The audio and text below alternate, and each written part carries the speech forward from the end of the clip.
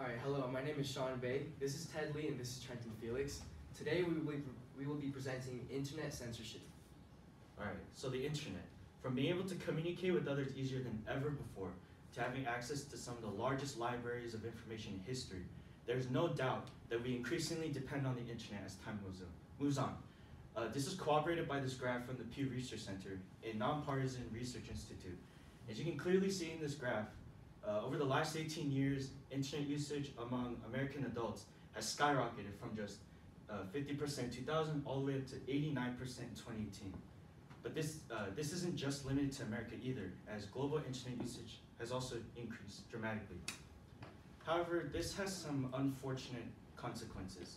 As seen in this chart from the Freedom House, a US government-funded research organization, we can see that 64% of global internet users have limited access to the web, with 35% of them having completely government-censored internet.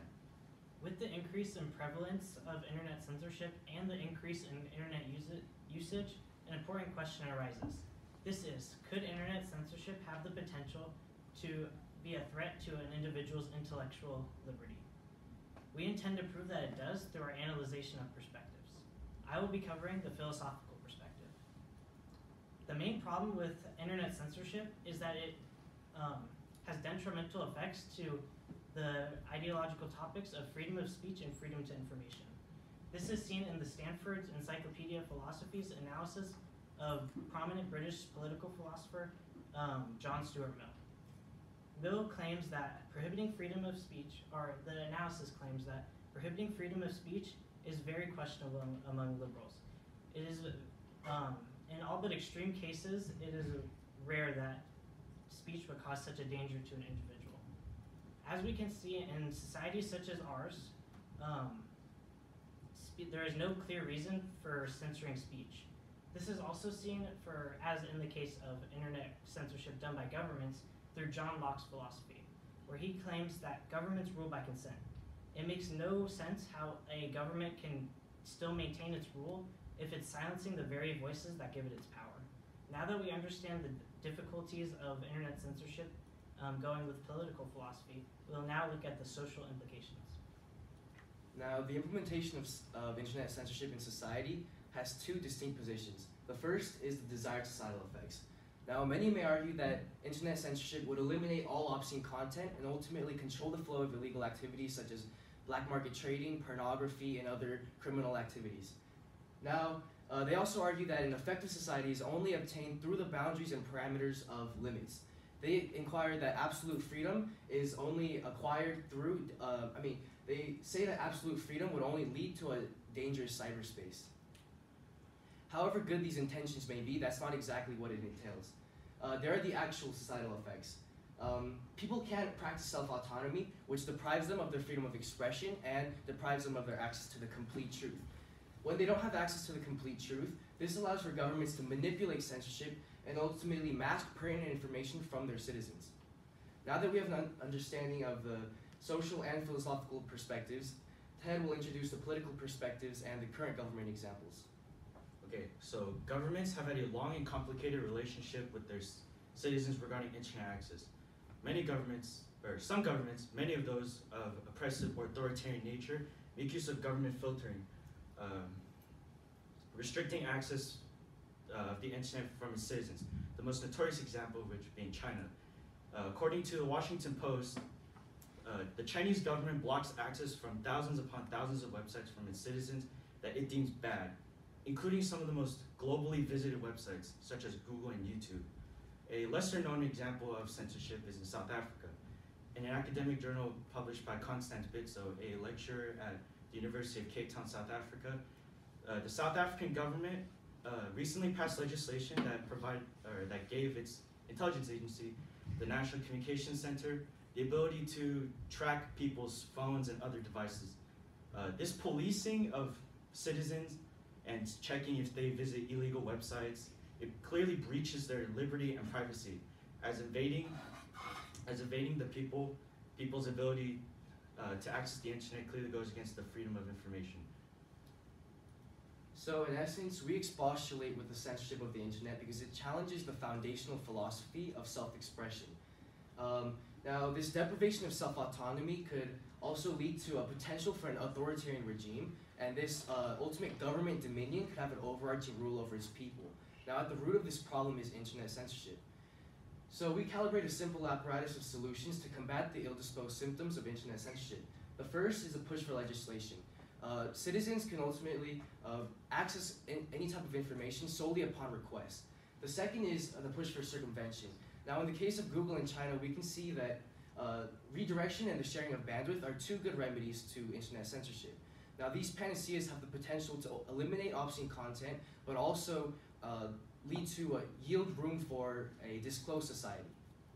All right, so we propose that circumvention is one effective method of tackling unjust censorship. And according to an article in The Atlantic, Google has done just that in China. They redirect its Chinese users from the currently blocked google.cn domain in China to the unblocked, unrestricted access of google.com.hk, which is in Hong Kong. By doing this, Google is effectively avoiding censorship from the Chinese government while also giving the Chinese citizens the same powerful resources and tools that we all get to use as Americans through this legal loophole. In addition, sharing a bandwidth is also very effective. What does this mean? Well, this means that through a myriad of different applications, such as through UltraSurf, Lantern, and Tor, I, in essence, can hand over my access to the internet, my free access to the internet to someone in China who is censored. This has already seen major success in countries of internet oppression, such as China, which we already mentioned before. The second and main solution that we propose is that for citizens of governments that already value freedom of speech. This is that we push for legislation similar to the Freedom of Information Act. Under the Freedom of Information Act, the government is the government is blocked from censoring information that does not, that has to do with their agencies.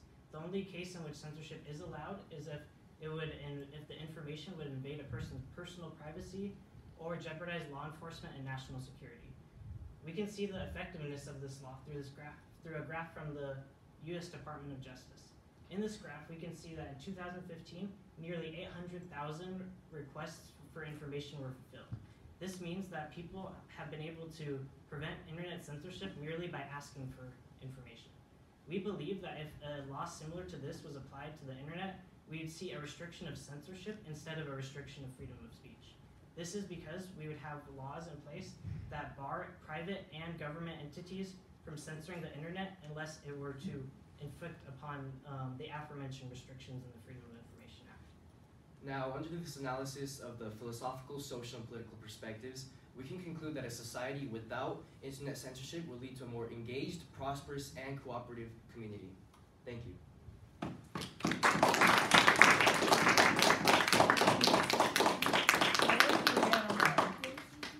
Okay, now for the oral defense questions. Trenton, give one specific way that your thinking changed as a result of learning about Sean's findings. Well, specifically how my thinking changed was that Sean offered insight in how, what the detrimental effects of not censoring would be. One of his main points in his report was that education, people can access in schools bad websites. But we feel that that we've covered this change in detriments through because of the desired social effects do not become a reality. So how his changing affected my thinking was that it gave me a reason that I might need to question, is censorship okay in certain circumstances, such as an invasion of privacy or a national security breach. Thank you. Ted, reflecting on both Sean and Trenton's work, which one had the greatest impact on your overall understanding of the problem your group identified? All right, so I believe that Sean's findings were were the most impactful while we were putting this presentation together, because he brought up the social effects of internet censorship. I believe that it gave me a broader sense of how it would affect our lives and how further, because we use the internet daily and our lives basically depend on it. Like if your internet rights were taken away, I think you'll probably feel as if you're arrested, that kind of feeling. So by providing the social aspects of why of the negative effects of internet censorship, I believe that it provides a fundamental and rudimentary understanding of this concept as a whole. Thank you. And Sean, what is the way in which your team's resolution makes you think differently about your individual research? So our resolution, we initially came up with the, as Trenton already mentioned, we came up with a resolution to provide education and ultimately just teach people about the dangers of the cyberspace. But we decided to remove that because that's not very practical nor pragmatic, and there's no real possible solution to completely educate every single person on the dangers of cyberspace. So we decided to firstly remove that, and our second solution to give rise to push for legislation and also for circumvention. Circumvention already found much success, so that is very practical, and it's very applicable to not only US but globally. And then our second resolution for a push for legislation is not very demanding as forcing education upon the people, but you can actually see that a push for legislation is merely just a recommendation, which can actually probably see more success than just forcing education among a society. So yeah. Thank you. Thank you, gentlemen.